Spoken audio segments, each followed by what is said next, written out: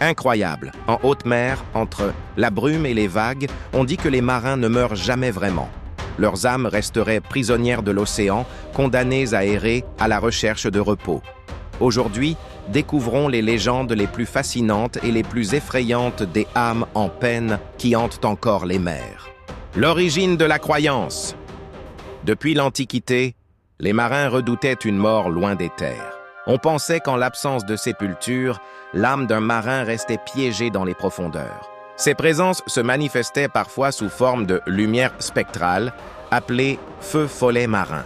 D'autres témoignages décrivaient de véritables silhouettes humaines, fantômes de marins cherchant à rejoindre leur navire. Les protections contre les esprits. Pour éviter que l'âme d'un marin mort ne reste prisonnière, des rituels funéraires étaient improvisés en mer. On plaçait par exemple des pièces de monnaie sur ses yeux, afin qu'il puisse payer son passage vers l'au-delà. Certains jetaient aussi des croix ou des chapelets dans l'océan, priant pour protéger l'équipage. Ces gestes simples étaient perçus comme indispensables à la sécurité du voyage. Oh, superstitions maritimes! Au-delà des âmes errantes, la vie en mer était entourée de superstitions. Le chat à bord. Considéré comme protecteur, il éloignait les mauvais esprits et apportait la chance. Interdiction de siffler. On pensait que cela pouvait appeler le vent et déclencher une tempête. La troisième vague. Selon les marins, c'était toujours la plus dangereuse. Ces croyances faisaient partie intégrante de la vie des équipages, mélangeant peur, respect et tradition. Le mystère aujourd'hui.